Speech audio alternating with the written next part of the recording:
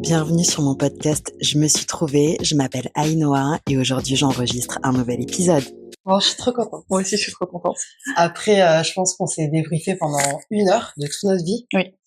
Parce que ça fait 2 ans qu'on s'est pas vu. Ça fait 2 ans qu'on s'est pas vu et juste pour expliquer, Emma, je l'ai rencontrée en Thaïlande il y a 2 ans. Moi, au début, je pensais que c'était 3 ans, mais non, il y a 2 ans. À Koh Phangan. Et à l'époque, t'étais en train... Koh Tao, on était à Koh Tao. Ah, on était à Koh Tao. Oui, c'était au truc en haut, là, que je faisais du Oui, yoga, là. oui. Après, tu partais à Koh Phangan. Ouais. Et à l'époque, je me souviens, t'étais en train d'écrire un bouquin. Moi, j'étais en train de faire ma formation de coaching et je pense qu'on était restés genre 2-3 jours ensemble. C'était mon anniversaire, on avait fêté mon anniversaire et après toi t'es partie, moi je suis partie. Ouais, et on s'est pas, en fait, on n'a pas arrêté de se parler, quoi. On est toujours restés en contact. On est toujours restés en contact, c'est trop bien. Enfin, on s'est suivis dans nos aventures respectives. Et l'année dernière, j'ai fait une partie de coaching avec toi. Ouais. Vers avril, je crois, mars, un truc comme ça, quand c'était une période compliquée. Et ce qu'il faut savoir, c'est qu'avec Emma, on ne s'était pas revus depuis la Thaïlande. Ouais. Et là, c'est la première fois qu'on se revoit et je suis arrivée chez elle, parce qu'on fait le podcast chez elle à Paris. Je suis arrivée, j'ai fait non mais meuf, j'ai l'impression que je t'ai vue hier. On s'est vu hier. Non, mais ça n'a pas bougé, ça n'a pas changé. Toi non plus. T'es toujours aussi belle. Toi aussi. Juste là, maintenant, on est plus en maillot de bain. Toi, t'as le bronzage moins long, mais au moins, franchement, on n'a pas changé, c'est vrai. Mais Emma a très chaud, elle est en petite tenue, on va dire. Ouais, bah en fait, je suis du sud et maintenant j'habite à Paris, donc je lutte contre le froid. Je mets juste, ça va bien, mais je mets le chauffage et... À fond, je précise. Moi, je suis en pull cachemire, en jean, elle est en t-shirt, petit débardeur. Ouais, je lutte à ma façon. Et pour un peu expliquer qui t'es, comment est-ce que tu voudrais te présenter? Me présenter professionnellement, parce qu'on parle de tout. Comment tu dirais? Tu vois, le biais, bah voilà. Déjà, mon biais, c'est que je me présente toujours par ce que je fais professionnellement, plus parce que je suis. Après, t'as de la chance de kiffer ce que tu fais. Oui, parce que c'est ça, parce que mon taf a une très grande place, très importante et centrale dans ma vie. Donc moi, je suis agent d'artiste. Directrice artistique et j'ai monté l'année dernière ma boîte de production, société de production où je produis du contenu pour des artistes et des youtubeurs, donc je les aide dans leur processus créatif, j'écris et je produis pour eux. Donc je suis clairement dans le milieu créatif artistique mais depuis toujours, ça fait 10 ans à peu près maintenant que je fais ça. Et même si, comme dans tous les métiers du monde, il y a plein de trucs que je fais qui me cassent, que j'aime pas du tout, ou qui me prennent plus d'énergie que ce que ça m'en donne, en vrai, je sais que c'est ma place. À chaque fois que je suis sur scène, que je suis en concert avec mes artistes, que je suis sur un tournage, que je suis en session d'écriture ou quoi que ce soit, ou en studio, c'est des moments où je sais que c'est ma place, tu vois. Tu le sais, quoi. Quand t'es là et que tu te sens bien, tu sais que c'est fort ce que tu dis quand tu dis c'est ma place. C'est hyper fort. Parce que moi, je sais que j'ai eu beaucoup de mal à trouver ma place. Et toi, quand tu dis que ça fait genre 10 ans que tu sais que c'est ta place. Mais je gravite parce qu'il y a je suis quand même en train toujours d'accepter des projets qui me plaisent pas pour me dire, allez, ensuite, je vais avoir des projets qui me plairont plus. Donc moi, mon challenge à mon niveau, c'est de continuer malheureusement à accepter genre des moments où genre, c'est juste parce que ça paye l'appart, etc., que j'ai certaines prods qui me fascinent un peu moins, mais qui compensent les autres qui sont plus créatives mais qui rapportent moins. Tu vois, c'est des équilibres qui sont là-dedans. Et voilà. Et comme je disais aussi, je disais avant le podcast, moi j'ai beaucoup changé. Enfin, j'ai fait plusieurs révolutions dans ma vie. Donc là, je vais avoir 30 ans et j'ai déjà fait plein de révolutions. Plein de transformations. Ouais, j'ai déjà fait plein de transformations. J'ai jamais fait pour le moment de reconversion professionnelle. Je suis quand même toujours plus ou moins dans le même métier, dans le même milieu, mais j'ai révolutionné ma vie plusieurs fois. J'ai changé de ville, j'ai changé de métier quand même, de boîte. Je suis partie à l'étranger. À un moment, je travaillais beaucoup sur YouTube avec des gros youtubeurs. Puis un matin, je me suis réveillée, j'avais un peu une perte de sens. J'avais vraiment envie de voyager et je sentais que le temps passait. Et que j'étais dans un espèce de tunnel un peu en mode fil de gauche, appel de phare, Paris, fast life, etc. Et que ça faisait des années que j'avais envie de partir voyager et que je le faisais pas. Et que j'ai eu une espèce de révélation sur la notion de bon moment, tu vois. Et je faisais que dire, non, mais c'est pas encore le bon moment. Là, j'ai mon CDI, là, j'ai des projets, là, je bosse avec Squeezie, là, je fais ceci, là, je fais cela. Et à un moment, je me suis dit, mais du coup, c'est quand le bon moment? C'est quand quelqu'un va me dire, c'est bon. Donc, je vais devoir attendre que quelqu'un me dise, non. Je me suis réveillée un matin, j'ai dit, ok, c'est aujourd'hui le bon moment. Et du coup, j'ai fait ma rupture co et je suis partie, voyagé. Quelques mois après, je t'ai rencontré. Et au Mexique. Ouais. Je me souviens l'histoire de ce côté. Ouais. Mauvaise expérience, mauvaise histoire. Mais ça fait partie du trajet. Et la foi m'a toujours guidée, et t'en parlais tout à l'heure. Et par exemple, donc au début de mon voyage, je suis partie à Cuba, au Mexique. Et au Mexique, je me suis fait agresser. Retour à la case départ. Donc là, ça faisait C'était pas à Toulouse? C'était à Toulouse, ouais. 3-4 mois après mon départ, où je quitte mon taf, genre révolution de vie. Ouais. Les gars, agression violente. Elle m'avait raconté, c'était hardcore. très violent. Hardcore, rapatrié, machin, horrible. Genre vraiment, c'était mauvais délire. Mais Toulouse est une ville extraordinaire, et j'ai trop hâte de retourner au Mexique. Genre, ça m'a pas du tout traumatisée. J'ai qu'une hâte, c'est de retourner là-bas, parce que c'est bien ça, dis donc. Mais ouais, je considère que genre j'étais au mauvais endroit au mauvais moment. Enfin, je veux dire, je vais faire une généralité sur un pays avec une richesse culturelle de malade, parce que moi, j'ai eu une mauvaise expérience. Bah non. Tu m'en as ça les bloque, hein. Ouais, mais oui, mais parce que des fois, il faut arriver à penser moins à soi et plus à la communauté ou au groupe. Et quand tu regardes sur 100 personnes qui sont parties au Mexique, genre, il y en a une ou deux à qui il arrivait des trucs chiants, tu vois. 98 où c'était merveilleux. Donc, en fait, il faut regarder aussi. Même statistiquement, moi, je suis Capricorne, hein, je suis comme ça. Statistiquement, il y a plus de gens qui passent des bons moments que des mauvais moments. Donc voilà, moi, j'étais dans les mauvais, pas de chance. Mais ça m'empêche pas d'avoir très envie d'y retourner. Et donc, pour ce truc de foi et tout, genre, je me suis retrouvée donc rapatriée en France, 3 semaines de soins infirmiers à domicile et tout, genre l'enfer. Et pile poil pendant cette période-là, j'ai revu un pote qui finalement, quelques mois après, quand j'étais en Thaïlande, m'a mis en contact avec Universal Music, qui est un très gros label de musique, et Universal m'a proposé de faire la direction artistique d'un album. Je suis rentrée pour ça. Si je n'avais pas eu cette agression, j'aurais pas rencontré ce gars. Si j'avais pas rencontré ce gars, Universal m'aurait pas appelé, et aujourd'hui, je serais pas en train de bosser avec Sony. Genre, c'est le fil, quand je fais un zoom out de comment se sont passées les choses, et les moments clés, genre les rencontres et les déclencheurs, ben en vrai, si j'avais pas eu cette agression, je serais pas là à Paris avec ma société, des artistes sous mon aile et tout, tu vois. C'est fou, hein, quand tu te refais toute la boucle, tout le schéma, tous les cycles, tout ce qui t'est arrivé. Je te dis que rien n'arrive par hasard. Qu'il y a toujours des conséquences, et qu'au final, en effet, peut-être que comme rien n'arrive par hasard, même les accidents ou les maladies qu'on a, on sait que t'emmènes quelque part. Ouais. Ça, je sais pas comment toi par rapport à ça, tu me diras, mais pendant longtemps, moi, j'ai eu ce débat. J'ai notamment une amie qui me vient en tête sur le débat, du destin. Est-ce que les choses sont écrites ou est-ce qu'elles ne sont pas écrites? J'ai trop de mal à le savoir. Du coup, je le demande très souvent aux gens aussi, mais je sais pas, et même moi, j'arrive pas à le savoir. Du coup, ce que j'en ai retenu, c'est que normalement, t'as le destin qui est plus ou moins écrit, mais t'as une part de libre arbitre. Donc, en gros, t'as les grandes lignes qui sont écrites. Ouais. Et après, tu peux, toi, arriver au point final, mais par divers chemins. Mais le plus gros est écrit. Ouais.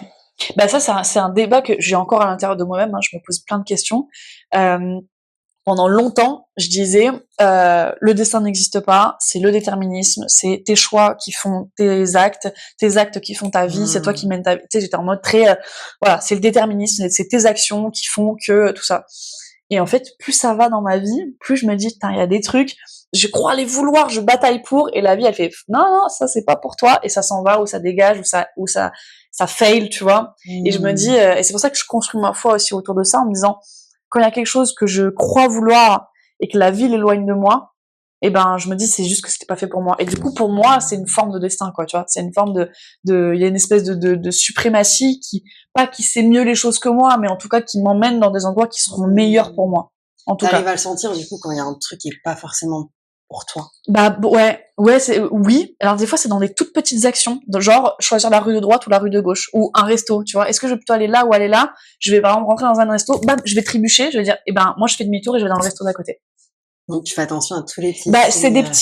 Alors, je suis pas en full parano, mais je suis quand même, je suis à l'écoute de ces ressentis-là, de ces moments, tu vois, où genre, tu dois voir quelqu'un, mais t'hésites, t'es pas sûr, tu truc, finalement, t'y vas, il y a une complication, ou c'est de la merde, ou je sais pas, tu vois. Là, j'ai eu un rendez-vous la dernière fois avec un médecin qui était à l'autre bout de Paris, le rendez-vous avait été annulé 3 fois, genre, et sur tout le chemin du rendez-vous, j'avais un truc qui me disait, n'y va pas, putain, il y a un truc, genre, il y a eu un accident sur la ligne de métro, j'ai dû changer de métro, mais des trucs, c'était rocambolesque, plus de batterie, plus de machin, je fais tomber des trucs, Et j'arrive, et c'était tout bête, mais en fait, j'arrive et la meuf, elle me dit, bah non, mais je vous ai appelé hier pour annuler votre rendez-vous, vous avez pas de rendez-vous, je viens de faire 1h20 de route. Et j'ai refait 1h20 en retour, tu vois. Et sur tout le chemin. Tu sentais que tu devais pas. Oui, et puis c'est passé plein de micro-actions qui bloquaient. Je dis, ah bah non, mais pourquoi? Tu sais, des trucs, voilà, ça n'arrêtait pas. Et en fait, je suis arrivée là-bas et le rendez-vous a été annulé et j'avais pas capté, tu vois. Donc ça, c'est des tout petits détails, et t'as des plus gros sujets de vie, tu vois, sur des projets ou sur de taf ou sur des relations, tu vois, où genre, quand c'est pas fluide, qu'il y a vraiment des embûches régulières, répétitives et qui alourdissent les échanges avec une personne, eh ben j'ai l'impression que c'est des messages de prévention, quoi, voilà. Donc t'arrives vraiment à t'écouter. Bah c'est ma quête personnelle. Comme je passe beaucoup de temps à ne pas m'écouter, notamment par rapport à mon travail, aux signaux de mon corps, tu vois. J'ai passé, moi, des années sans jamais écouter mon corps. J'avais des maladies, genre, je vous parlais de l'acné tout à l'heure, de la fatigue, des éruptions cutanées, des trucs, tu vois, où j'étais en mode, oh là là, c'est chiant, et je le camoufle, je n'écoute pas, j'en tiens pas compte, tu vois. Je suis tellement dans mon tunnel en mode, je taffe, fil de gauche, on y va, on trace, bam, bam, bam, que, en fait, j'ai pas du tout appris à ralentir. Et l'année dernière, la vie m'a forcé à le ralentir. Et ça m'a vachement aidé à beaucoup plus m'écouter. J'ai encore beaucoup de choses à apprendre et je suis très loin d'avoir fini le jeu par rapport à cette thématique-là. Mais moi, c'est mon petit... En tout cas, on se reparle en 3 ans pour voir s'il y a une nouvelle quête, mais en ce moment, c'est ça, c'est d'apprendre à m'écouter, tu vois. Et avant de parler sur ce qui t'est arrivé l'année dernière, t'as mentionné plusieurs fois la foi. Ça veut dire quoi pour toi avoir la foi? Ouais. Moi, ma foi, j'adore, ça m'excite de parler de ça, ça me rend joyeuse de parler de ça. Donc moi, je ne crois pas en une religion monothéiste. J'ai une foi sur quelque chose de plus grand qui nous enveloppe et qui nous accompagne et qui vient autant de l'intérieur que de l'extérieur. Ça, c'est sûr. Et ma foi, elle me donne de la joie et de l'espoir. Vraiment. Et c'est un truc, c'est comme si j'avais un feu à l'intérieur de moi qui me permettait d'accéder à la joie dans les moments même les plus sombres. Et c'est ça ma foi, quoi. Et tu sais que ça se sent parce que t'es vraiment, on sent que t'as vraiment une lumière. T'as souvent tes yeux qui pétillent, t'as cette joie de vivre. Mais dès que je t'ai rencontré, t'es solaire. Ouais, je suis solaire. T'es hyper solaire. En fait, je suis solaire autant que je suis. En fait, j'ai autant d'ombre que de lumière, quoi, comme tout le monde. Mais j'ai ce feu auquel j'ai accès, en fait. Et c'est ça le truc, c'est qu'on a tous ce feu, on a tous une flamme qui est notre accès à notre joie. Mais il y a des gens qui n'y ont plus accès parce qu'il y a eu trop de trauma, il y a eu trop de stress, il y a eu trop de déception, etc. Et ils n'y ont plus accès. J'ai l'impression que j'y ai plus accès, en tout cas, je travaille mon accès à ma foi et à ma joie, et j'essaie de transmettre ça aux gens. J'essaie d'être, en tout cas, dans mes relations, dans mes amitiés, etc., j'essaie toujours d'aider les gens à voir quand même le verre à moitié plein, à essayer de les rassurer en disant, s'il y a quelque chose qui t'emmerde, en fait, c'est pas, faut que tu t'en fous, t'es trace ta route, c'est en mode, si ça arrive, accepte-le instantanément. La notion de résilience, moi, elle est ultra importante pour moi. C'est dans mes tatouages, on pourra en parler après, tu m'avais dit que tu voulais. Mais la résilience, c'est trop fort, quoi. Il faudrait qu'à l'école, on explique ces choses-là, qu'on explique ce que c'est la souffrance, la résilience, la joie. Je trouve qu'on l'explique pas assez. Et comment tu fais? Parce que, clairement, les personnes comme ça, c'est assez rare aujourd'hui, hein. Parce que je trouve que les gens se plaignent énormément, qu'il y a beaucoup de négativité, il y a beaucoup de victimisation, rien n'est de leur faute.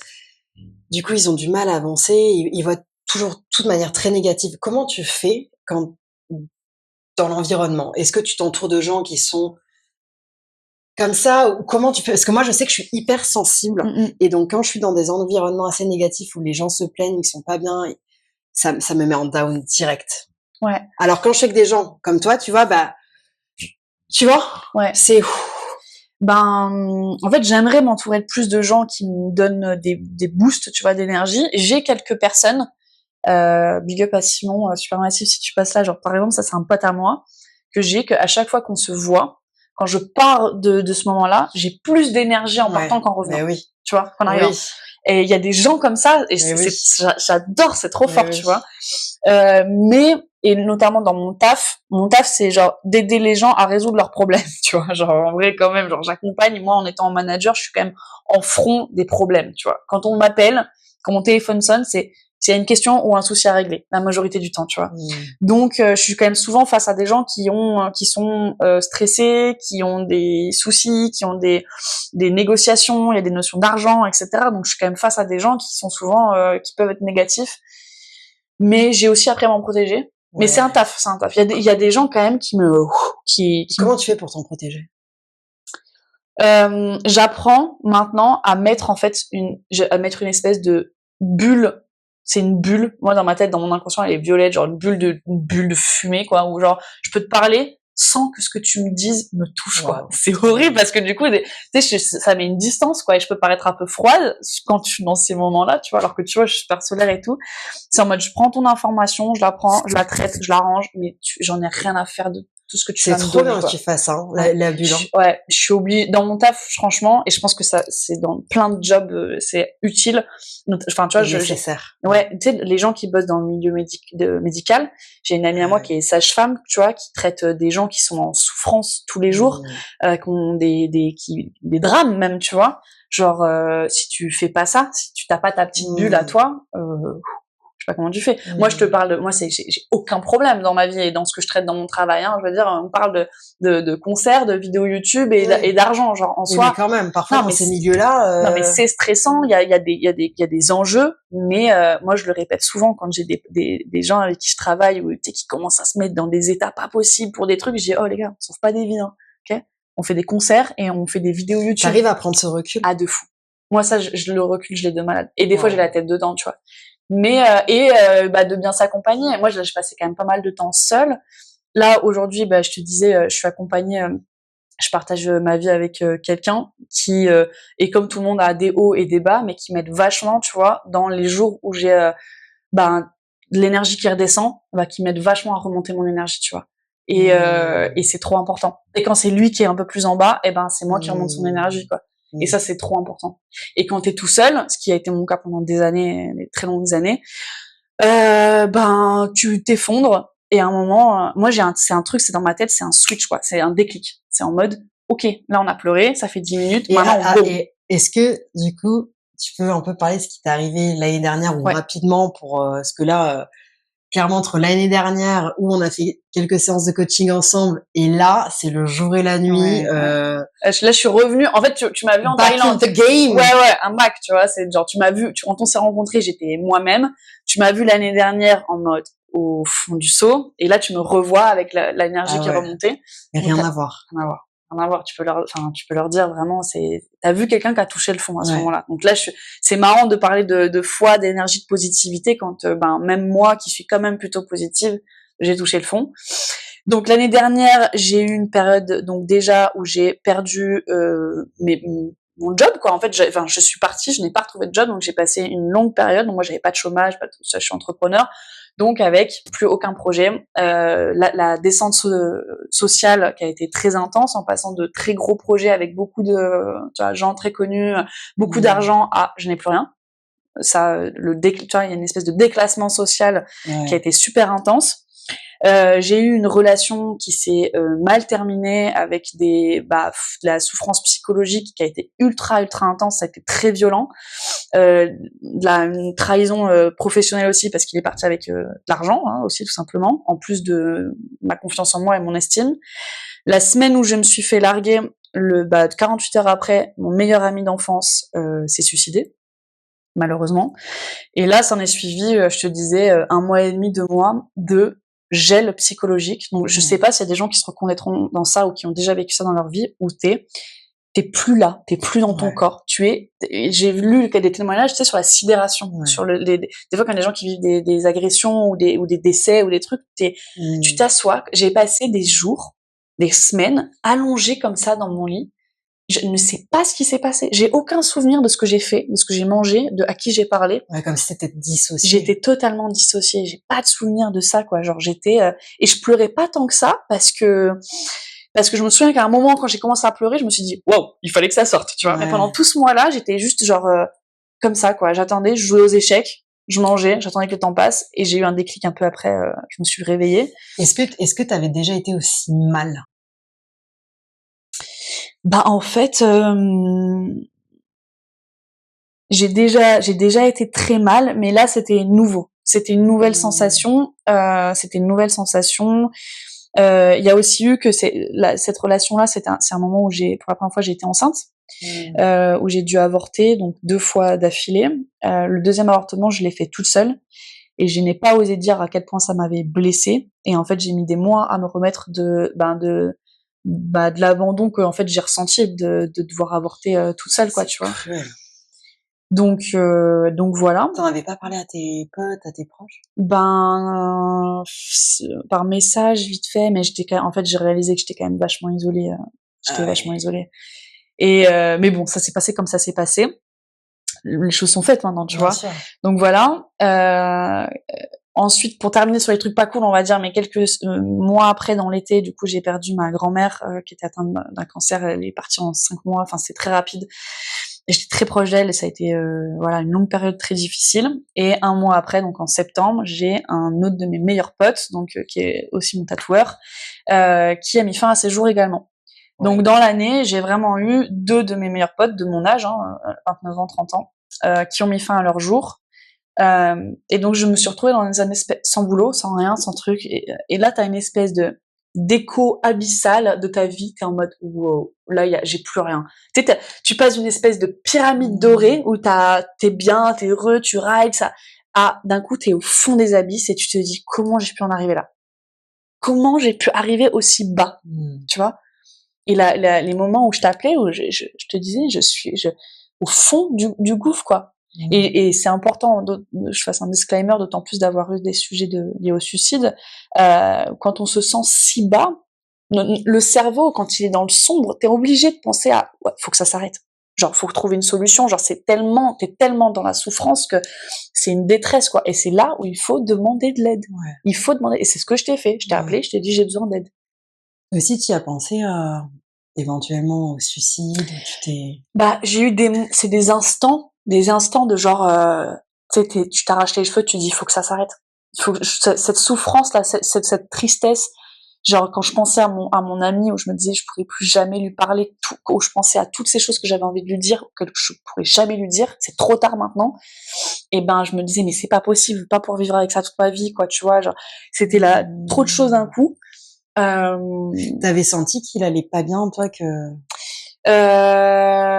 c'était quelqu'un qui avait pas mal de soucis quand même, qui était assez instable et malheureux quand même dans le fond, tu vois. Il a vécu plein de souffrances au fur et à mesure de sa vie, mais le groupe d'amis, on était 4, 3 copines et lui, on s'est pas dont une qui était très très très proche de lui au quotidien, on était à distance quand même, donc voilà, on était moins proche que la copine en question.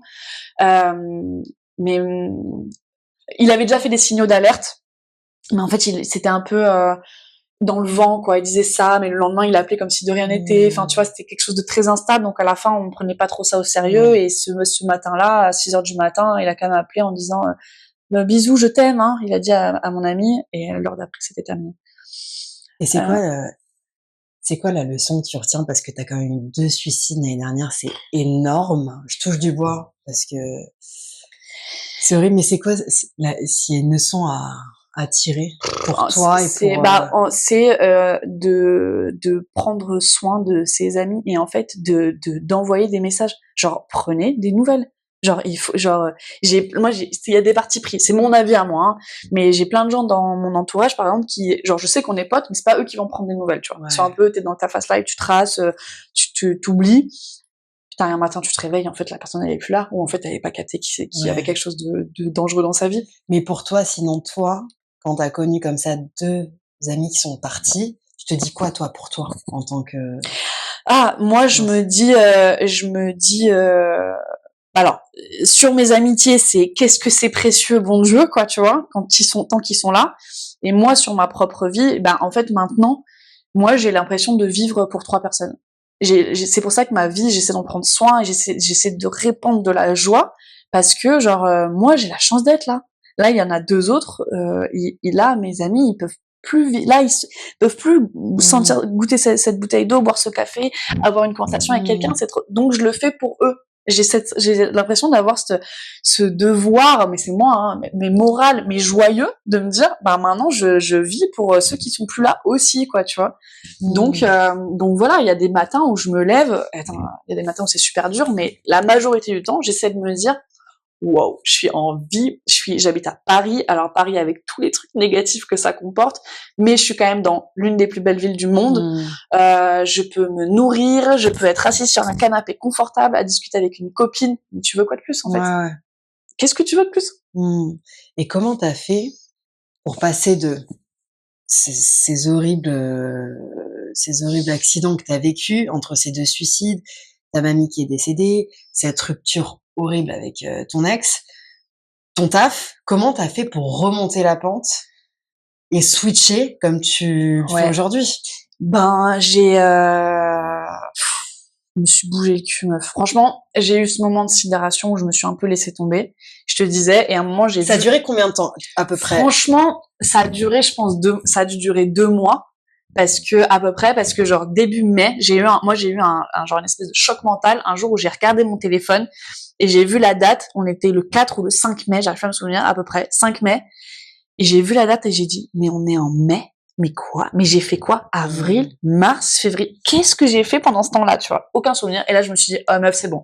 Tu te bouges là, c'est la vie, elle se joue maintenant, vas-y, tu vois. Je me suis bougée, je suis allée au sport, j'ai commencé à me remettre en mouvement, tu vois. Et je faisais plein de trucs dans le vent niveau taf à ce moment-là, mais en fait, moi je considère que c'est dans le vent, mais en vrai je plantais des graines.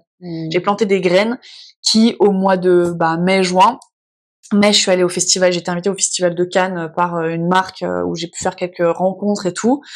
Et dans ces élans-là, en fait, je me suis remis en mouvement et j'ai recommencé à y croire et je me suis dit vas-y meuf, il faut y croire quoi. Si c'est pas toi qui le fait, il y a personne d'autre qui va le faire pour toi. Et en juin, il y a eu le vent qui a tourné enfin.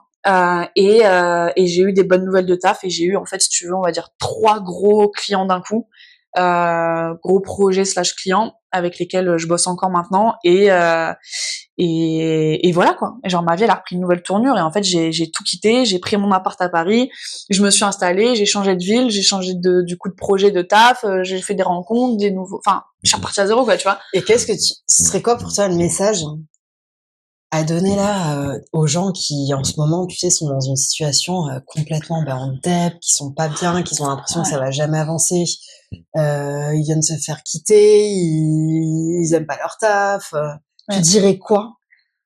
C'est quoi tes conseils de queen? Ouais putain c'est horrible. Parce que c'était il y a pas si longtemps pour moi et je tiens à dire que genre j'ai toujours énormément de fragilité par rapport à cette période-là, ça a laissé des marques. Genre cette année, cette période, je fais le choix de la lumière, mais cette noirceur et cette période horrible a laissé des marques quand même à l'intérieur de moi, tu vois, ça c'est indéniable. Donc il faut accepter là que c'est le down, se faire aider, pleurer un bon coup et à un moment c'est genre il faut se faire violence, genre il y a un moment en fait moi c'est mon caractère, je suis quelqu'un qui suis dans, tu vois, qui est franco, qui suis un peu dans la manière forte, je reconnais, donc moi je vais pas être là en mode oui il faut juste écrire, aller voir le psy machin, manière douce, tu y vas quand tu veux et tout. Moi je suis plutôt dans le truc en mode alors oui il faut être bien, soit il faut être mal, soit mal un bon coup, et il y a un moment genre force-toi. Tu t'en fous, tu veux pas aller au sport, force-toi. T'as pas envie de manger, force-toi. T'as pas envie de voir tes potes, force-toi. Et il y a un moment, en fait, le cerveau, ça reste un muscle qu'on est capable de reconditionner. Tu vois, on en parlait sur plein de choses. Donc, si c'est pas toi qui te remets le coup de pied aux fesses, genre, il y a personne d'autre qui va le faire à ta place. Ça, c'est pas une méthode qui marche pour tout le monde, je l'entends. Mais peut-être qu'il y a des gens qui vont juste, en entendant ça, se dire, c'est vrai que ça fait longtemps que je suis pas allée au sport ou que je me suis pas fait un bon plat, par exemple. Moi, j'adore cuisiner, j'aime beaucoup manger. J'ai perdu beaucoup de poids pendant cette période-là parce que je mangeais plus et que je cuisinais plus. Et je me suis remis à me dire qu'est-ce que j'ai envie de manger, tiens, j'allais au rythme avec mon appétit, mais je recommençais à manger, tu vois, je recommençais à faire des balades au soleil, d'appeler des amis et arrêter de parler de ce qui va pas. Tu vois, c'est ce que je te disais. Il y a un moment, c'est très important de faire face à ces traumas et à ces problèmes. Le déni ne fonctionne qu'un temps. Mais quand, des fois, je crois qu'on peut avoir tendance, surtout quand on est un peu dans la spiritualité ou dans la psychologie, avoir tendance à faire des overdoses de travail sur soi. Bien sûr. Tu sais, Des fois, t'es là pendant des mois, t'es là, tu remues le fond de ta cuve. Bon, bah après, au bout d'un moment, faut en laisser un peu décanter. Il faut revivre, tu vois. Comment t'en es arrivé à te dire, ok, j'arrête de raconter que ça va pas, parce que c'est pas facile, parce qu'il y en a beaucoup de gens qui sont en boucle, hein, sur leurs problèmes, sur leurs trucs, qui se victimisent, qui parlent que de ça. Ouais. Donc c'est fort de réussir à arrêter. Ouais. Comment t'as fait? Alors arrêter. J'ai des amis qui me diront quand même, genre je les appelais quand même. J'avais des moments aussi où il fallait. C'était pas du tout au tout, tu vois. Mais je me suis mis le coup de pied aux fesses. J'ai essayé de regarder les choses différemment. Et en fait, moi, c'est ça. Il y a ce truc de victimisation, moi, que j'aime pas du tout. Genre de me positionner en victime. Je déteste ça, tu vois. Genre, il peut t'arriver des choses horribles et des souffrances, mais c'est genre la position que tu vas prendre dans une situation, c'est toi qui l'as choisi. Bien sûr. Si tu veux être la victime, tu seras la victime. Si tu veux être le bourreau, tu seras le bourreau. Si tu veux être l'outsider, c'est toi qui choisis comment tu vas vivre une situation. Et je pense qu'à partir du moment où ça, t'arrives à te l'intégrer, ça t'aide énormément pour sortir de n'importe quelle situation ou pour te prendre en main. Ouais. En fait, chaque rôle que tu prends dans chaque moment de ta vie, c'est toi qui le choisis. Ça, tu l'as toujours pensé? J'ai toujours pensé, mais là, c'est la théorie, après il y a la pratique. Oui, mais déjà, ne serait-ce que de savoir le dire et de le comprendre, c'est énorme. Parce qu'il y a énormément de gens qui n'arrivent pas à se le dire. Ils sont en boucle sur leurs problèmes, c'est pas de leur faute, c'est la faute d'un tel, machin, tu vois. Non, j'ai toujours été assez responsable de qui je suis, de mes actes, de ma façon de me sentir, tu vois.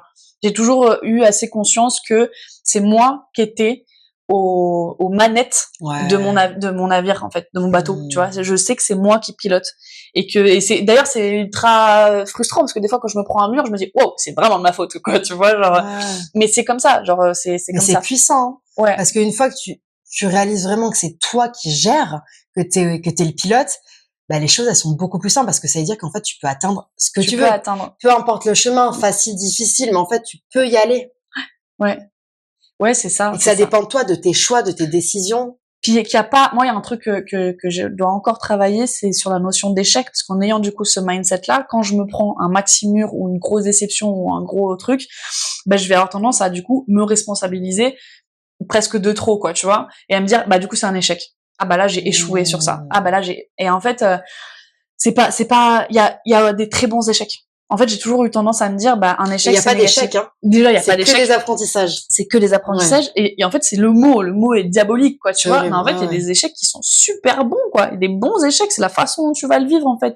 Et souvent, un échec, 2 échecs, après, ça va t'amener, mais quelque chose de tellement beau et tellement plus grand. Mais tellement mieux. Mais tellement beau. Mais tu vois, là, on parlait de la relation un petit peu. Là, dans ma nouvelle relation, qui est au tout début, mais ma façon de démarrer cette relation, de me sentir, de communiquer, d'être bien dans ma peau, d'être ultra authentique, de poser des questions, de poser des limites, si j'avais pas vécu les galères d'avant, aujourd'hui, je serais pas dans une relation aussi saine. Genre vraiment, tu vois. Justement, qu'est-ce que t'en retiens de cette relation avec ton ex qui était vraiment l'enfer? Franchement, c'était alors juste en quelques mots, relation toxique, est-ce que tu t'appellerais ça aussi, enfin, pervers narcissique ou non, pas du tout, parce que genre moi j'aime pas employer ce mot-là du tout. Chacun est comme il est. Pour moi, c'est un match qui ne s'est pas fait. Il y a pas il y a aucun diable dans l'histoire, ni lui ni moi, c'est vraiment un match qui ne s'est pas fait. Il y a des limites que je n'ai pas placées qui ont C'est fort hein, ce que tu dis, hein, c'est beau hein, parce que c'est vraiment comme tu dis là, c'est toi qui c'est moi qui genre oui, je suis genre mes limites ont été dépassées et je suis restée. Voilà, genre quelque chose en moi a fait qu'il fallait que j'aille plus loin parce que et alors il y a deux trucs, on peut faire l'analyse psychologique maintenant c'est facile, c'est terminé. Mais moi sur le moment, j'étais amoureuse et il y a mon cœur qui m'a envoyé des signaux dans tous les sens. Enfin, tu vois, j'avais très envie de cette histoire d'amour, de cette projection. Je suis tombée enceinte, ça m'a créé quelque chose qui a été très très fort dans la connexion avec cet homme-là aussi, sur l'envie de que ce soit l'homme de ma vie, etc., la famille, le truc, des projections un peu d'adultes qui en tout cas dans les schémas qu'on peut s'en faire, qui sont venus se projeter. Et en fait, ce qui a été le plus dur à dissocier, c'était vraiment de re-regarder la réalité, pas ce que je voulais que la relation soit, mais ce qu'elle était vraiment. Et ce qu'elle était vraiment ne me convenait pas. Maintenant, j'ai été folle amoureuse de cet homme. Genre, on a passé des super bons moments. Et en fait, il fallait que ça se termine. Mais c'est hyper mature, je trouve, quand tu dis que tu n'as pas mis tes limites et que t'as continué. Ouais. C'est hyper mature C'est ça, et c'est ouf que tu t'en l'apprentissage. sois rendu compte.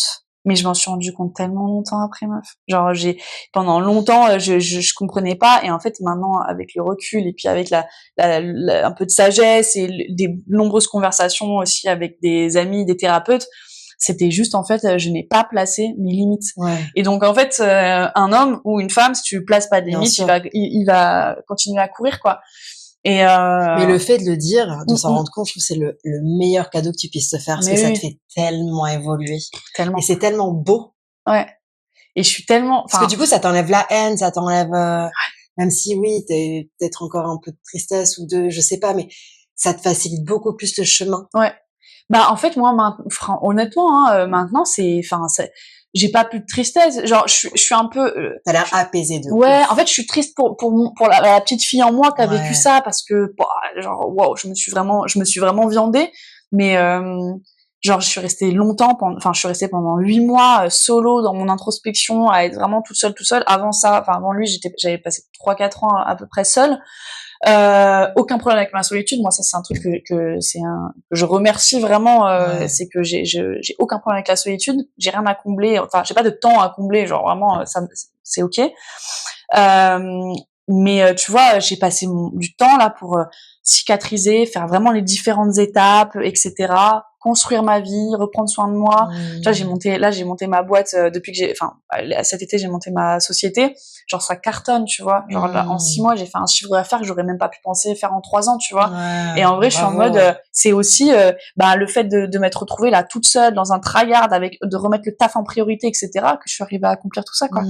Donc, voilà, c'est trop bien. Et pourquoi pour toi c'est si important d'avoir passé ce temps seul? La solitude.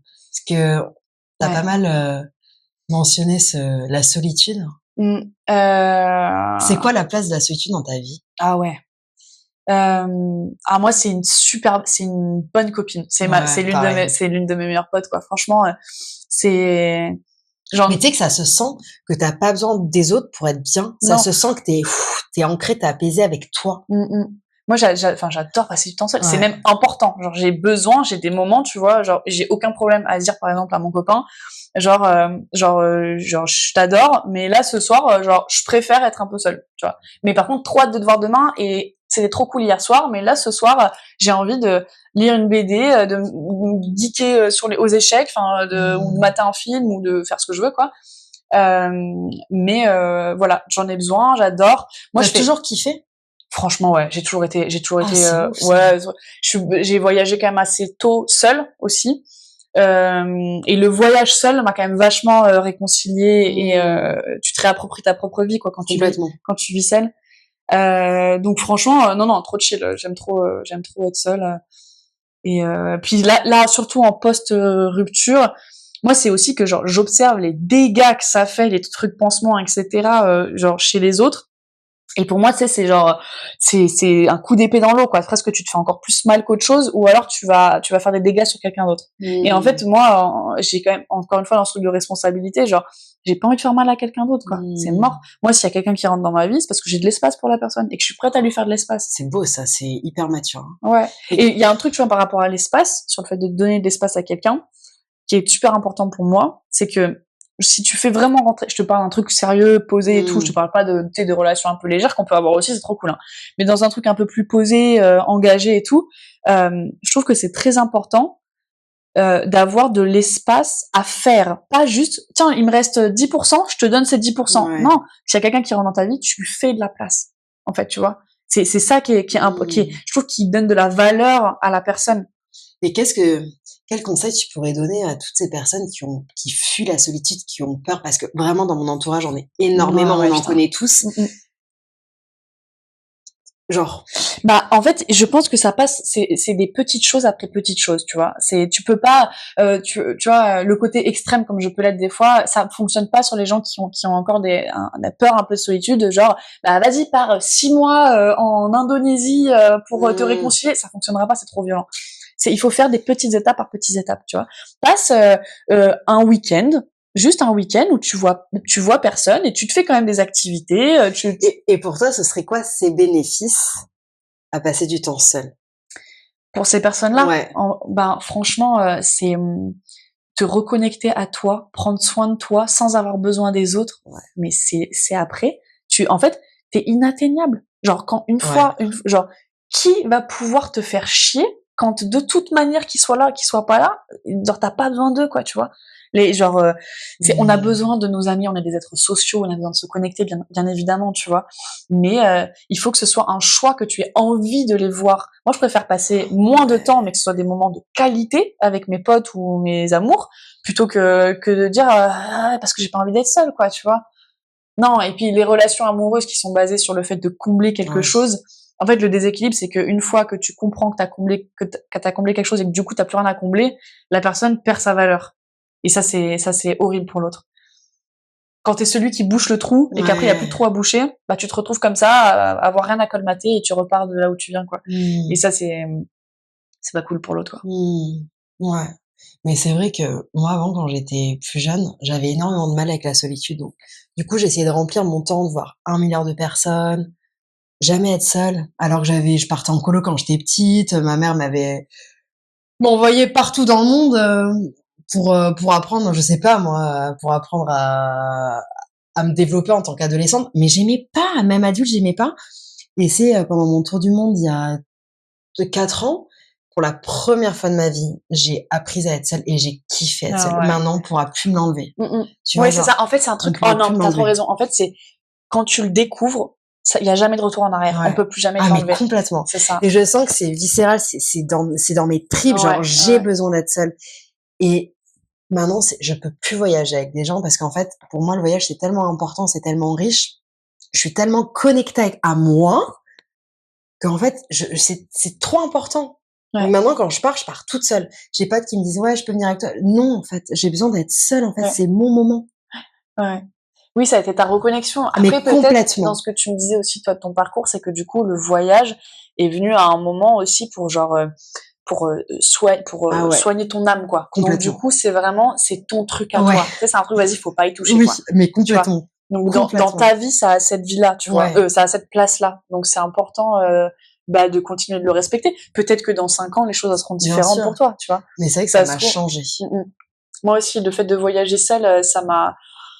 t'as pas de contraintes, franchement, t'as personne qui te fait chier, tu te réveilles le matin, tu fais ce que tu veux, où tu veux, quand tu veux, enfin, franchement.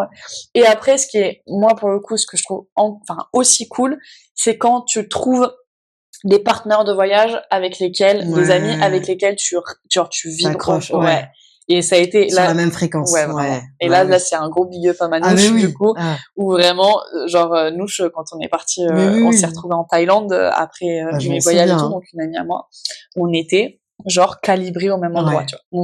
C'était en mode, on était ensemble, et puis s'il y avait des jours, moi ça m'est arrivé, des jours où je disais, vas-y meuf, en vrai, moi je vais faire 2-3 jours là-bas, elle me disait, moi j'ai pas envie, mais ok, ça, c'est trop on se rejoint en 3 jours. Parce que vous êtes toutes les deux indépendantes. Chacun fait sa life. Ça, c'est génial. Et en même temps, quand on est ensemble, on se régale et c'est la folie. Mais quand on n'a pas envie, puis en fait, c'est vraiment, on respecte l'espace de l'autre. Tu te forces pas. Non. Oui, mais parfois, la personne avec qui tu parles ne va pas comprendre. Elle va pas comprendre que tu as envie de te faire quelques jours toute seule, tu as envie de faire cette activité sans elle. Il faut 2 indépendants qui sont bien ensemble, ça donne ça, et c'est trop bien. Ça, c'est le top, parce que on était en mode, j'avais envie d'aller là, on disait, vas-y, pas envie, on se rejoint ce soir, ou dans 2 jours, ou dans 1 semaine. Et voilà, quoi, on se rejoint plus tard, et c'est trop cool, quoi. Mais c'est parce que c'est une question de fréquence, comme tu disais, vous étiez toutes les deux alignées. Même orga, même fréquence, même trip, puis alors, qu'est-ce qu'on a ri? C'est vraiment une personne avec laquelle, en mode, c'était que de la joie, vraiment, tu vois, on était. Mais dans ce voyage, j'en ai eu des courbatures aux abdos, parce qu'en fait, on était des fous rires où vraiment tu peux plus respirer et tout, et on faisait pas beaucoup de sport à ce moment-là, des courbatures aux abdos, parce qu'on faisait trop de fous rires dans la journée, quoi. C'était exceptionnel. Mais par contre, voilà, il y a quand on s'est rencontrés, que j'étais en haut dans la montagne en train d'écrire le bouquin, du coup, je lui ai dit, vas-y, moi, je vais me faire 2-3 jours. Elle m'a dit, ok, vas-y, je t'appelle quand je redescends. Elle s'est pas vexée, quoi. Elle a fait sa life. Je lui ai dit, tu me gardes même une valise. Je sais même pas ce qu'elle a fait à ce moment-là, tu vois. Mais chacun a fait sa life et on s'est rejoint 3 jours après, et je sais pas quand, voilà. Et Emma, et aujourd'hui, comment tu te sens, toi, alors? Après tout ce parcours, ce chemin. Franchement, là, c'est un bête de moment pour moi. intérieurement. En fait, genre, on va pas rentrer dans le détail de ma vie, mais genre, il y a quand même grave du chaos, hein. Genre, j'ai des projets qui montent, qui descendent, qui aboutissent pas, qui se terminent, des trucs, enfin, genre, ça bouge vachement à 12 000. Là, je suis en tournée avec l'un de mes artistes, donc je suis 3 jours par semaine dans des différentes villes de France. Il y a des sujets d'argent, des clients, des projets qui aboutent. Enfin, tu sais, ça la bouge. vie, quoi. Enfin, oui. La vie, vraiment, mais c'est pas une vie paisible, tranquille, là, je suis apaisée, je suis sereine, machin. Mais en fait, ça m'a tellement genre ancré, et c'est ce truc de joie, ça rallumait la joie en moi, tout ce qui s'est passé. Malheureusement, c'est horrible parce que voilà, mais j'ai eu un second souffle. En fait, c'est un peu la renaissance, quoi. J'ai eu un second souffle en mode c'est maintenant que ça se joue, quoi. Là, il faut respirer, c'est parce que sinon tu vas t'étouffer, quoi. Et du coup voilà, quoi. Donc là, en ce moment, c'est juste essayer de reprendre du temps pour moi. C'est quoi, toi, tes tips, là, si t'avais des tips à donner pour s'écouter, pour reprendre du temps pour soi, pour se faire du bien, tu dirais que tu fais quoi, toi, par exemple? Ouais, on revient sur les limites, en fait, le fait de placer ses limites, même professionnellement, dans des métiers comme les miens, où surtout je suis à mon compte, c'est 7 sur 7, il y a pas d'horaire, si je fais des réunions à 1h du matin parce qu'il y a un client ou un artiste qui dit vas-y on s'appelle, c'est comme ça, tu vois. Et maintenant j'ai appris à valoriser la qualité de ma vie et dire là je suis pas dispo, je te rappelle plus tard, tu vois. Et je rappelle toujours plus tard, quoi. Ou en fait, t'arrives à dire je suis pas dispo. Ouais. Et à mesurer, moi c'est surtout mesurer l'urgence. Genre en fait, on a tendance dans certains métiers, notamment dans le mien, à ce que tout soit une urgence. Ouais. Beaucoup de taf. Ouais, tout est une urgence. Non, réunion, ASAP, machin, nanana. Vas-y, tu vois. Là, je suis en train de faire un truc. Allô, est-ce qu'il y a une urgence? Et en fait, j'essaie de mesurer. Genre, est-ce que c'est une vraie urgence ou est-ce que ça peut attendre demain? Voilà. Et je fixe plus de limites comme ça. Et en fait, du coup, j'ai appris à ne plus. Moi, j'ai la chance d'avoir assez peu de rapport au regard des autres. C'est-à-dire que genre ce que quelqu'un pense de comment je vais me comporter, comment je vais m'habiller, machin, ça me glisse. Genre j'ai toujours l'impression que ce que quelqu'un va dire, ça parle plus de lui que de moi. Tu vois. C'est toujours ça, complètement. Et donc, par exemple, quand je fixe une limite et que je dis non, là, ça c'est non, ou ça je vais pas le faire, ou ça c'est trop, et que la personne s'énerve, en fait, ça parle de sa frustration, pas de mon non, tu vois. Ouais, à partir du moment où mon non, il est justifié et que c'est un miroir, hein, de toute façon, la personne. Tellement. Et du coup, ça met un peu plus d'organisation dans ma vie, tu vois, où, là, tu vois, je me suis mis au mix, donc ça fait 2 ans, par exemple, que mes potes m'ont offert une platine pour apprendre à mixer et que je dis, je vais m'y mettre. Je faisais un peu à la maison doucement. Et là, cette année, je me suis dit, ok, vas-y, let's go. Et j'ai commencé l'année. Le jour de mon anniversaire et les 3 jours qui ont suivi, je suis allée dans une école de DJ et j'ai fait 3 jours de cours seul à seul avec un gars qui m'a, genre vraiment, et genre en 3 jours, j'ai appris plus que ce que j'ai appris en 1 an en étant chez moi. Genre vraiment, ça m'a mis le pied à l'étrier, ça m'a fait du bien. Je me suis sentie bien avec moi-même. J'avais le sentiment de m'être respectée, tu vois. Et ça, y a rien de plus précieux. C'est un truc pour toi, un truc pour moi, ça fait trop du bien, c'est trop cool, tu vois. Donc tu dirais mettre ses limites. Ouais, mettre ses limites et en fait les poser. Et par exemple, anecdote, dans l'ancienne relation, à un moment, j'ai ma meilleure amie, Barbara, qui est très importante pour moi et qui m'aide énormément dans ma vie, on s'aide énormément. Un jour, je lui ai dit, elle commençait à me mettre en alerte sur le fait que la personne avec qui j'étais se comportait pas bien et bouffait commençait à avoir des comportements problématiques, tu vois. Et moi, je défendais ma relation et je disais non, mais tu sais, là ça va, tant qu'il dépasse pas la limite. Et un jour, elle me coupe, elle me dit mais du coup, c'est quoi ta limite? Et en fait, là, je me suis dit mais c'est quoi ma limite? Genre sur la façon dont on me parlait, la façon dont on me répondait pas, et etc. Et en fait, elle m'a dit ça, je dis non, mais ça va, tant qu'il dépasse pas les limites, mais c'est quoi ta limite? Et là, ça m'a fait, genre, c'était il y a 1 an, hein, et c'est ancré dans ma tête. Et en fait, je me suis dit, genre, en mode, il y a plein de choses dans la vie où je sais pas encore exactement ce que je veux, mais je sais ce que je veux pas. Maintenant, dans mes relations, je sais ce que je veux. Et du coup, je suis capable de placer la limite en disant, là, t'es en train de dépasser ce que... T'arrives ça vraiment à le poser maintenant? Maintenant, ouais. De ouf. Parce qu'en fait, je n'ai plus peur, ou en tout cas, je travaille moins d'être abandonné, d'être rejeté. Parce qu'en fait, le truc, c'était ça, c'est que quand tu places pas une limite, c'est que t'as peur que la personne ne la respecte pas, et qu'après, ou qu'elle ne l'accepte pas, et que du coup, elle te laisse. Qu'elle te rejette, complètement. Alors qu'en fait, maintenant, je suis en mode, mais de toute façon, quoi qu'il, en fait, ça, c'est ma limite. Si c'est pas toi, ça sera quelqu'un d'autre. Si tu veux pas respecter cette limite-là, c'est ton problème, pas le mien. Mais vraiment, meuf. Et je le pense vraiment, quoi, tu vois. Et si la personne ne la respecte pas et que je la perde, ça va me faire de la peine. C'est fort, hein, parce que ça veut dire que, en fait, tu t'écoutes vraiment. Vraiment. Peu importe si la personne part ou pas, en fait, tu t'écoutes. C'est tellement important. 100%. Et j'étais déjà comme ça avant, Ça, hein. Mais là, maintenant, c'est juste que j'ai pris un petit virage, bon, j'ai qui t'a pris le virage, bien, mais qui m'a permis vraiment, en fait, et puis du coup, d'être prête pour une vraie relation, genre, solide. Complètement. Parce que tu vois, on parlait du fait que des fois, on a envie de quelque chose, mais en fait, on n'est pas prêt, oui, on n'est pas dans énergétiquement, on n'est pas en fait aligné encore, et on se dit putain, pourquoi je reçois pas ce que je veux, parce qu'en fait, toi-même, t'es pas encore ce que tu veux. Grave. Genre, et je pense qu'à ce moment-là, je pensais être la version de moi qui était prête à construire, mais je le voulais, mais je l'étais pas vraiment. Maintenant, je le suis vraiment. Et tout ce que je veux et comment j'imagine ma relation idéale, aujourd'hui, est en train de se passer. Parce que moi, je suis la version de moi que je veux qu'on soit. Tu vois ce que je veux dire? Donc, c'est ça qui change. Mais tout ça, c'est de l'apprentissage, hein, comme tu l'as dit. Genre, moi, genre, si je devais le refaire, en vrai, je le referais. En vrai, tu vois, genre, c'est bon, c'est une expérience comme une autre. Enfin, voilà, tu vois. Mais c'est vrai que t'as quand même remonté la pente assez vite. Ouais. Et que quand je te parle là, ça se ressent pas du tout que t'as été si bas l'année dernière. Non. Parce que quand on s'est eu pour les séances de coaching et tout, je me disais, mais comment elle va faire? Non, pas comment elle va faire, non. Parce que je savais, j'étais confiante. C'est comment elle peut se retrouver dans cet état, avoir perdu toute sa confiance et ce feu intérieur.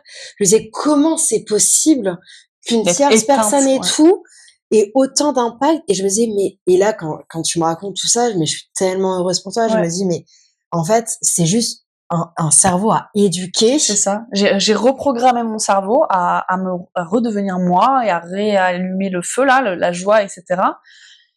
Comme j'ai passé du temps seule, j'ai vachement traité le truc entre moi, moi-même, ma tête, mon cœur. Et maintenant, là où il continue d'y avoir du coup des séquelles, et c'est normal, c'est dans mes interactions avec les autres. C'est évident que ça laisse des marques. Genre, il faut pas être dans un déni. Genre, des expériences douloureuses laissent des marques, Bien en fait. sûr, tout le temps. C'est normal. Mais quand tu te retrouves avec quelqu'un qui est bienveillant, bah, en fait, tu dis, regarde, au fait, moi, j'ai cette cicatrice ici. Genre, si on pouvait faire attention autour de cette cicatrice, en vrai, ça serait super cool. Et lui, il me dit, ouais, bah, moi, j'ai une cicatrice là. Si on pouvait faire attention à ça, c'est cool. Ok, deal. Ouais, tu communiques, en fait, tu dis ce qui s'est passé. Et puis, genre, je lui montre là où j'ai mal, il me montre là où il a mal, et on prend soin l'un de l'autre. Et il va y en avoir des moments où, dans n'importe quelle relation du monde, où tu te blesses, où tu te fais un peu du mal. Mais l'idée, c'est que quand t'es sûr de ton choix et que tu considères l'autre et que tu le respectes, bah, en fait, tu passes au-dessus et ça devient une expérience plus qu'un drame, quoi. C'est clair. C'est beau. Et j'ai une petite question aussi, parce qu'on arrive peu à peu à la fin. Oui, on a beaucoup parlé. Ce qu'il faut savoir, c'est qu'Emma, pour ceux qui nous écoutent et ne regardent pas la vidéo, elle est full tatou. Et ça fait vraiment partie de ton identité. Est-ce que tu peux en dire un peu plus sur ces tatous, ce que ça représente pour toi? Parce que t'as ton dos, mais tout couvert. Oui, c'est vrai que j'ai fini mon dos qui est un full back, où j'ai totalement rempli le dos. Que j'adore. Alors là, sous le cou aussi. Sur les pieds, les cuisses, le ventre, les bras. Moi, ça a été... j'en parle comme ça maintenant parce que je me pose la question, mais il faut savoir que quand je les ai faits, c'était de l'instinct. Je les ai faits parce que je sentais l'envie de les faire, et je suis assez instinctive, tu l'as vu, genre j'y vais. Il y a plein de fois où genre je fais et après je réfléchis. Ça fait partie quand même de mon caractère. Et c'était le cas pour mes tatouages. C'est des symboles, en tout cas, qui me marquent, qui sont importants pour moi, qui ont de la symbolique. Pour ceux qui voient pas, ce sont que des symboles qui sont abstraits, qui sont basés sur la géométrie sacrée. Moi, ça a été, avec le recul, je pense, un moyen, en fait, c'est des ornements. Ça a été un peu de sublimer. C'est comme des bijoux. Je le porte comme des bijoux que je porte du coup tout le temps, que j'ai totalement oublié. Et là maintenant, j'ai aucune conscience que je suis tatouée. Pour moi, je suis pas tatouée, quoi, tu vois. Et ça m'a quand même aidé à prendre, je pense, possession de mon corps. Je pense que c'est ça. Il y a un truc comme ça, tu vois. Il y a un truc de dire, bah maintenant, genre mes cuisses, quand je les regarde, tu vois, c'est pas juste un bout de peau non, c'est des cuisses avec un symbole dessus et je les regarde avec ce symbole. C'est un nouveau regard. Oui, bah c'est ça. Ça a été, je pense, une façon d'avoir un nouveau regard aussi sur mon corps, de dire, je fais ce que je veux avec mon corps, quoi. C'est mon corps. Toi, t'étais tu te sentais bien dans ton corps, plus jeune? Non, pas trop. Ouais. Mais encore maintenant, j'ai toujours un rapport à mon corps qui est quand même un peu erroné. Il y a du travail à faire là-dessus. Maintenant, les tatouages aident parce que je trouve que c'est joli, quoi, tu vois. Moi, forcément, ils me plaisent. Ils m'aident pas, c'est pas du tout me cacher. Il y a plein de gens qui m'ont déjà posé la question, tu vois, dans un truc un peu plus psycho, genre, mais ouais, mais un tatouage, du coup, ça cache qui tu es naturellement, entre guillemets. Non, parce que je me sens autant confiante quand je suis en col roulé que quand on voit mes tatouages, tu vois. Mais quand ils sont apparents, ça me rappelle le chemin, ça me rappelle les symboles en fait, parce que du coup les symboles qui sont dessus, il y a des mots, il y a genre par exemple ça c'est le mot amour qui est connecté aux dates de personnes importantes. Je m'en souviens, tu me l'avais dit. De mon frère là qui est ici. Là c'est les tridents, c'est des symboles du coup de justement de résurrection, passé, présent, futur avec du cycle. Là j'ai un métatron qui est un symbole de protection. Mon dos c'est un bouclier, donc j'ai fait tout mon dos comme sur un symbole de bouclier guerrier, genre. Et tout ça, en fait, ça crée les messages que j'ai envie de me faire passer, de passer au monde, tu vois. Mais c'est vrai, il y a vachement de protection, guerrier. Mais je l'ai capté après, je te jure, je les ai faits en instinct. Et maintenant, quand je les regarde et qu'on me pose la question, parce qu'on ne me pose pas non plus souvent la question, je me dis, oui, c'est vrai que ça veut quand même dire ça, et ça. Et en fait, c'est... Bouclier, protéger. T'as quand même un truc, c'est ça, de protection et de force, quoi. Mais c'est fort parce que ça me rappelle à ta bulle que tu te crées parfois quand t'es face à des gens qui sont négatifs. Tu te mets cette bulle, en fait, non, ça ne m'atteint pas. Et tes tatous, c'est un peu pareil, genre, c'est de ce que tu dis, c'est un peu ton moyen à toi de protéger de l'extérieur. Je pense que j'ai un truc quand même, un rapport au sanctuaire, quoi, au truc, et à la bulle. C'est ça, c'est une espèce de bulle de protection. Et tu vois, quand je te disais que j'allais souvent à l'église pour méditer en ce moment, sans être particulièrement croyante, mais pour avoir, en fait, c'est un cocon. Genre, quand je fais le truc, je me dis, quand je suis dans cet endroit-là, genre, je me sens protégée et forte. Tu vois? Et sûrement qu'il y a quelque chose à travailler. Tu sais, je te disais tout à l'heure sur la vulnérabilité, le fait de dormir avec les gens. Pour moi, c'est très compliqué. Je ne dors pas avec les gens au bout de très longtemps. Et je pense que c'est ça, tu vois, c'est d'essayer, moi, de réconcilier la douceur et la force, que j'ai mis longtemps en opposition. Tu vois, je pensais que si t'étais doux, c'est que tu étais faible. Ouais, ok. Tu vois. Et du coup, en fait, c'est des choses que depuis plusieurs années, j'apprends à refaire danser ensemble. Je pensais pas que tu disais ça parce que t'es quelqu'un de douce quand même. C'est paradoxal, quoi. En fait, j'ai autant de douceur que... T'es hyper douce, je trouve, comme femme, ouais. Dans tes mots, la façon dont tu prends soin des gens, t'es hyper... En fait, je peux être très douce et je suis en même temps, et encore plus dans mon taf, très frontale. Ouais. Moi, je suis quand même celle qui signe des contrats, qui dit non, je dis qu'avec des hommes, donc je suis obligée d'être... Ouais. Après, moi, je te connais que dans un autre contexte. C'est ça aussi, tu me connais dans un contexte d'amitié, de douceur. Oui. Toi, t'es quelqu'un qui aussi met les gens en confiance, met les gens dans une bulle de douceur, tu vois. Tu t'en parlais dans un de tes réels sur le fait que les gens, du coup, se confient beaucoup à toi très facilement et peuvent te puiser de l'énergie aussi, tu vois. Malheureusement, ça, c'est l'envers du décor. Mais tu crées quand même ce truc-là. Tu vois, j'ai plein d'amis avec lesquels je suis juste genre la bourrine du groupe. C'est pas tu vrai. vois. Si. Ah mais tellement. Et dans le taf, en fait, je suis obligée d'être attentive et à l'écoute des gens, mais je peux avoir tendance à mettre la douceur plutôt dans la sphère privée. Et dans le taf, c'est genre, tu vois, je fonce, j'organise, je cadre, on négocie, on machin, on va là-bas et on trace, quoi, tu vois. Et tu sais où tu vas, quoi. Ouais, c'est ça. Et la douceur se ressent dans d'autres endroits. Mais en étant agent en étant manager d'artiste, t'es quand même obligé d'être empathique et attentif. Bien sûr. Tu peux pas. Oui, sinon tu peux pas faire ce métier. Non, tu peux pas. Il faut que tu comprennes, que tu décèles, que tu te mettes à la place de l'autre pour comprendre ce qu'il vit, comprendre ce dont il a envie, et prendre parfois des meilleures décisions pour lui que lui-même. Donc en fait, il faut avoir une grande empathie, sinon c'est pas possible. Et là, on arrive à la fin. S'il y avait un message que tu voudrais adresser aux gens, qu'est-ce que tu dirais? Là, le seul truc qui me vient par rapport à ce dont on a parlé, c'est sur ce petit feu, cette petite joie qu'on a à l'intérieur de nous, qui vient souvent de l'enfance, Quand tu sais quand on soufflait sur le pissenlit là et qu'on était trop contents et qu'on était en mode ok, je vais prendre toute ma respiration et je vais essayer de souffler super fort pour qu'il y ait tous les petits trucs qui s'en vont et tout.